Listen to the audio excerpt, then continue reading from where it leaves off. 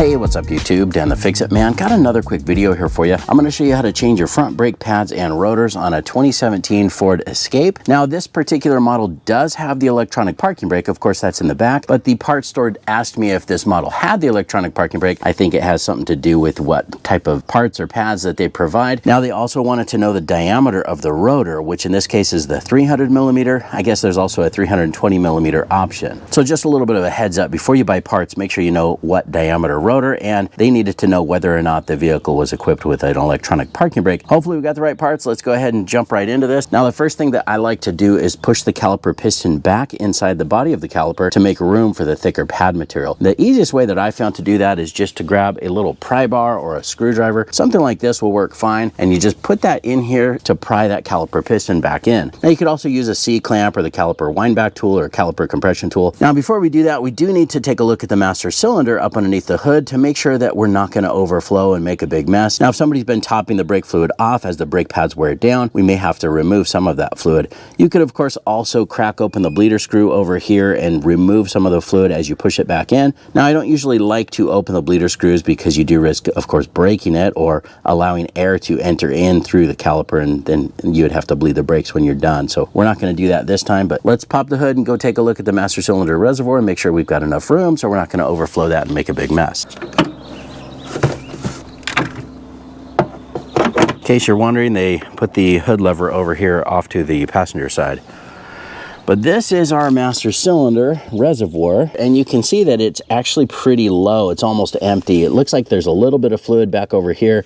Now, we are parked at a little bit of an incline, but we're still quite a bit lower than we need to be. So that's okay, because as we push that caliper piston back in, that should cause this fluid level to rise. Now, a lot of people ask me if you need to take this cap off when pushing the caliper piston back in, and you can. It's completely up to you. I don't really notice much of a difference in the resistance as I do that.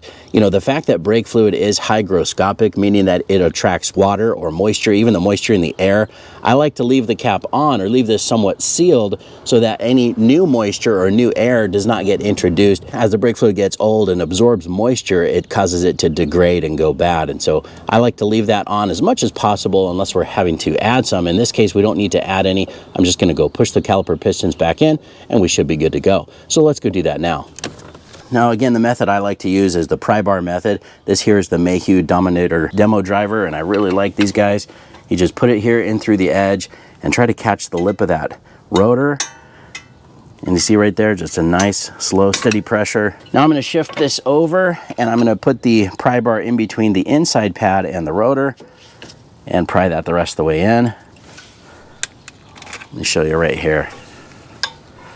See where I've got that?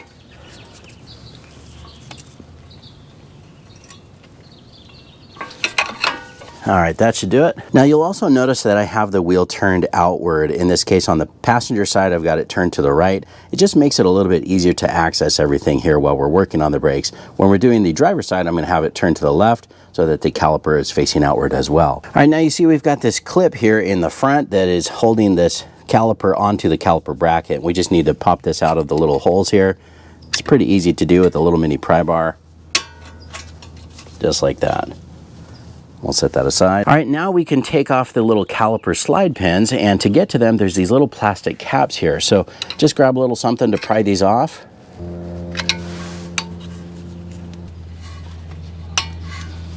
Now you're gonna need a hex bit here. This is a 7mm hex bit. See if I can break these loose.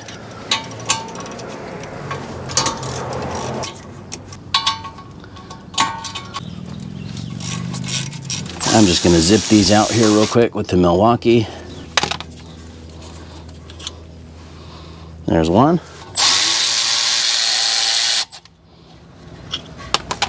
And there's two. All right, now we can take off the caliper.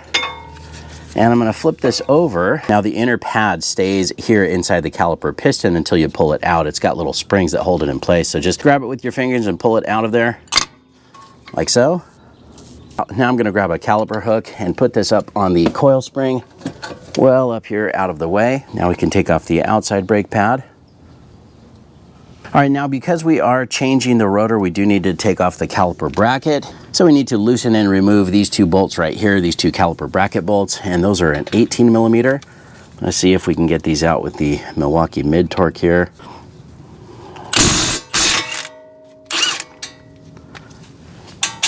right, we got it. Now it's a good idea to have one hand holding the bracket so it doesn't drop to the ground.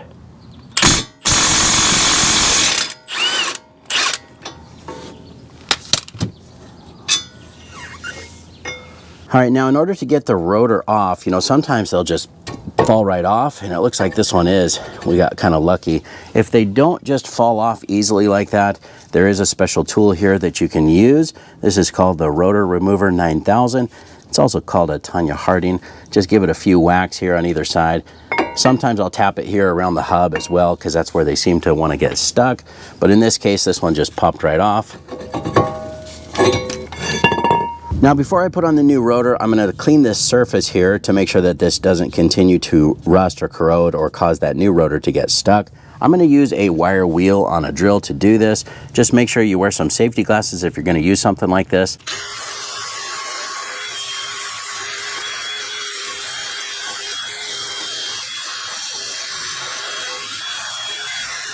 I'm just going to spray that real quick with some brake cleaner.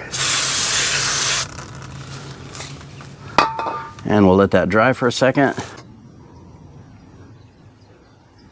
Now I'm also going to brush the surface with a very light coating of this Permatex copper anti-seize. Really just doing this probably for the next guy, but it's a good practice because it really prevents these rotors from getting stuck on there, especially if you live in a really rusty area.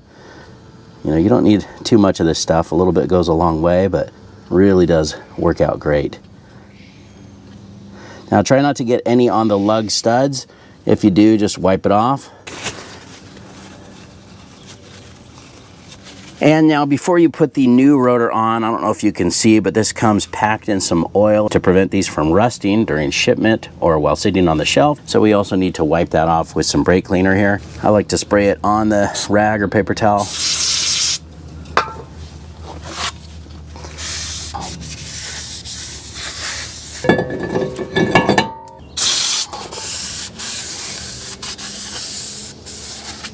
Now, if you'd like, you can put one lug nut on, which will help hold this rotor somewhat centered while we put the bracket back on.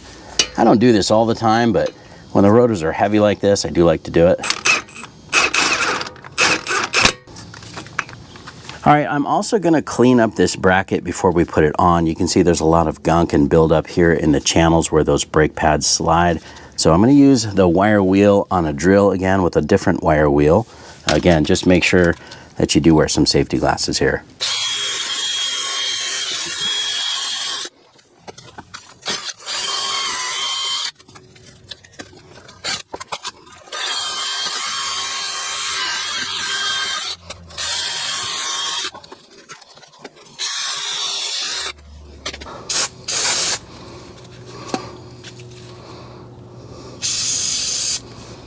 All right, now I'm gonna brush just a little bit of this caliper slide pin grease in these little channels.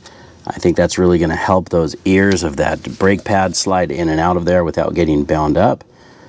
Now that's just a really thin layer or a very thin coat of that brake grease. I know most of it will probably just melt right off, but it will prevent these from getting bound up or getting stuck in there. So I like to use it. All right, now before we put these caliper bolts back in, you'll see there's a little bit of remnants of some thread locker there. So we're gonna put some thread lock on here. I'm gonna use the blue Permatex medium strength. That's way too much. Perfect. I'll just kind of spread that around and get these started.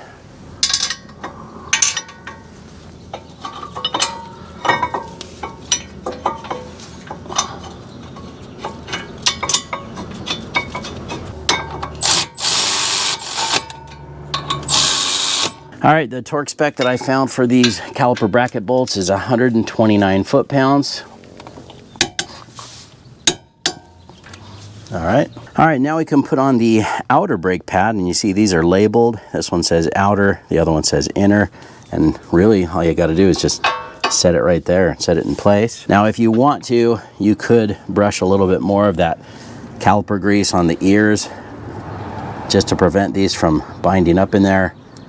It really does seem to help just to be able to have your pad, you know, be able to move in and out inside this channel. That looks good right there. Now we're gonna grab the other pad here that says inner right there. And let's bring our caliper back down. Now I want to do one more thing here before I put that in, and that is put just a little bit of this silicone ceramic extreme grease around the little base of this pad, this inside pad, where it's going to make contact with the piston. Now you could also just brush this on the piston, but this just seems to help prevent a little bit of the squeaking or squeals that can cause brake noises. That should do it right there. We're going to get some on the outside pad as well. And I already put a little bit of that grease on the ears. Now let's press this in. And that looks good. Same with this side here, just a little bit of this silicone ceramic extreme. Now you could also just dab a little bit on the inside of the caliper where it's going to make contact. That's fine as well. Now just don't get any of the grease on the rotor or the friction surface of the pad. But now this is ready to go back down.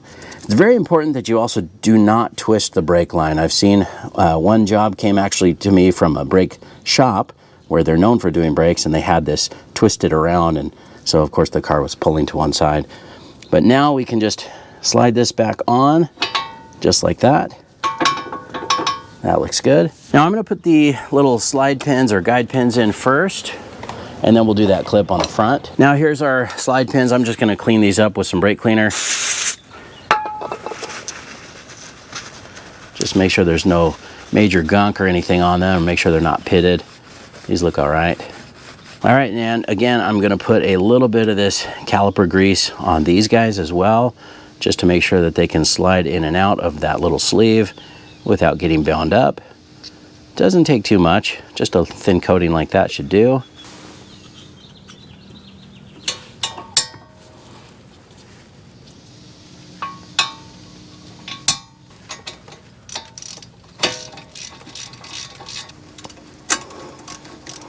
All right, looks like those are started. Let's zip those in. Now the torque spec I found for these caliper slide pins or guide pins is 21 foot-pounds. And then we can pop these caps back in. All right, now our kit came with new springs here, and I like to compare these to the old one. Sometimes they don't get those bends perfectly right, and it doesn't always line up. This one actually looks pretty close, and so let's try the new one. If it doesn't work, we can always go back to the old one. So I'm just going to start by putting it back over here on this side, and then just bring this around. Yeah, that one was easy. Just pushed right in. Just make sure that it's pushed all the way in to those holes, and it's holding it. So that's going to work. All right, that looks good. And we are done. Now, it's very important that you go in the car and press down on the brake pedal several times, which will push the caliper piston back out, pressing these pads up against the rotor where they need to be. Now, when you do that, don't press the pedal all the way to the floor. That can damage the seals in your master cylinder.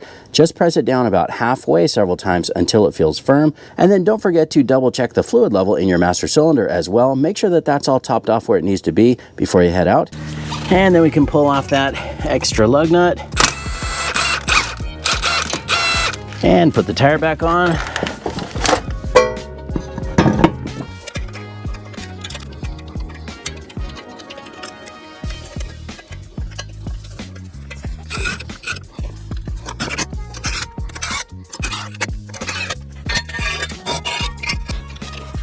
And we'll torque these lug nuts to 100 foot-pounds.